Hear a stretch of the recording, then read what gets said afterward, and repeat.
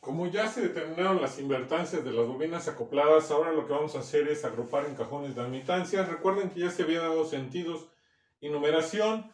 Entonces, iniciando con el cajón de admitancia 1, el cual tiene tres elementos, que sería la resistencia 1, el capacitor 1, que sería su admitancia I omega por el valor del capacitor 1, y la admitancia de la bobina, que es menos I por la invertancia 1,1 sobre omega. Detalle, agréguenle al ejercicio al inicio que omega vale 100 radianes sobre segundo. La omega con la cual vamos a estar trabajando para obtener los datos del pizarrón es que omega vale 100 radianes sobre segundo.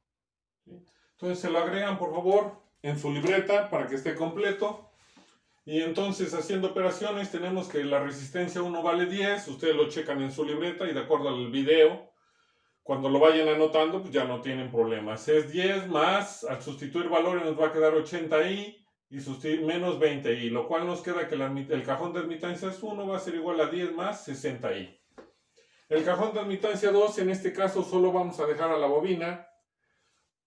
Y entonces decimos que es menos i por la invertancia 2,2 sobre omega y nos va a quedar como menos 20i y son Siemens las unidades. El cajón de admitancia 3 es igual a la conductancia, está formado por dos elementos que es una conductancia y una bobina. Decimos que sería entonces igual a 20 menos 20i Siemens. El cajón de admitancia 4 está formado por un capacitor y una bobina. Sustituyendo datos tenemos que es 50, aquí me faltó una i, por favor se la agregan o permitan un momento, hay que agregarla, sería 50i menos 20i, nos va a quedar un resultado de 30i y son Siemens.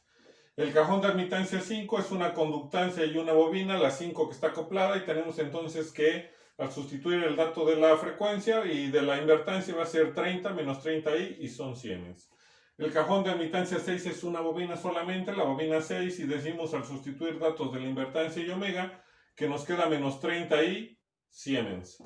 El cajón de admitancia 7 está formado por un capacitor y una bobina también, que es la 7. Sustituimos datos de la invertancia, capacitancia y la frecuencia y tenemos que es 70i menos 30i y nos da un resultado de 40i Siemens. El cajón de admitancia 8 es una conductancia y un capacitor y entonces tenemos que al sustituir datos nos queda 20 más 40i Siemens. Ya calculamos los cajones, pero además nos falta calcular las admitancias mutuas de las bobinas. Y empezamos con la admitancia mutua 1,2. Decimos que es menos i por la invertancia 1,2 sobre omega. Recuerden que omega vale 100. Y eso nos va a dar menos 5i Siemens. La admitancia 1,3 es igual a menos i por la invertancia 1,3 sobre omega y va a ser igual a menos 5i Siemens. La admitancia mutua 2,3 va a ser igual a menos i por la invertancia mutua 2,3 sobre omega y va a ser igual a 5i Siemens. La admitancia 4,5 va a ser igual a menos i por la invertancia mutua 4,5 sobre omega y va a ser igual a 10i Siemens.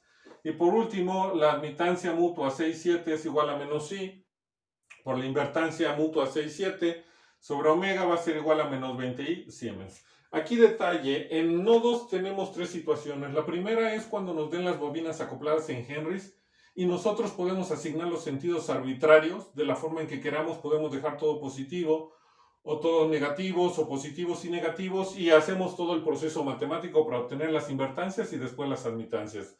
La segunda opción que tenemos para trabajar con nodos es cuando nos den las invertancias, es decir, no las vamos a calcular, ya nos dan todas las bobinas que pudiera tener el circuito en Henrys a la menos 1. Y recuerden que como partimos de las inductancias, si las invertancias que me están dando, las mutuas, son negativas, tengo que dar sentidos para que me quede positivo cuando yo trabaje. Si las invertancias que me dan es negativa, tengo que dar, si negativa, tengo que dar sentidos para que me quede positivo cuando yo trabaje con el circuito. Si la invertancia mutua es positiva, tengo que dar sentidos para que me quede negativa en el circuito. Y esta sería la última forma, cuando no me den las unidades en Henrys y no me den las unidades en Henrys a la menos 1 de las bobinas, sino que ya me den el circuito transformado en admitancias.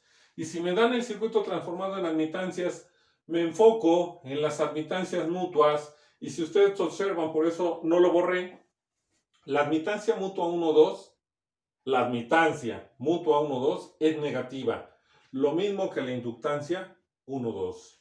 La admitancia mutua 1,3 es negativa, lo mismo que la inductancia mutua 1,3. La admitancia mutua 2,3 es positiva, lo mismo que la inductancia mutua que al inicio se dejó positiva. La admitancia mutua 4,5 es positiva, lo mismo que la inductancia mutua 4,5 que también es positiva. Y por último, la admitancia mutua 6,7 es negativa, lo mismo que la inductancia mutua 6,7 del circuito que es negativa. ¿Qué sucede? Que cada vez que me lo den a mí en admitancia los valores de mi circuito y para trabajar con nodos, cuando me den la admitancia voy a respetar el signo. ¿Qué significa? Que si me dan una admitancia negativa, asigno sentidos para que se quede negativa. Si me dan una admitancia positiva, asigno sentidos para que se quede positivo.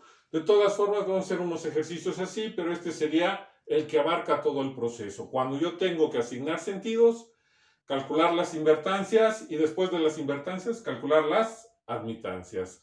Lo que seguiría ahora es sustituir el circuito que se tenía originalmente por cajones de admitancias para poder calcular las admitancias propias y mutuas de los nodos para poder aplicar la ecuación general y obtener el valor de la admitancia total. Aunque el ejercicio nos pidió la impedancia total, recuerden que no lo transformamos en impedancias, trabajamos con admitancias y al final sacamos el inverso.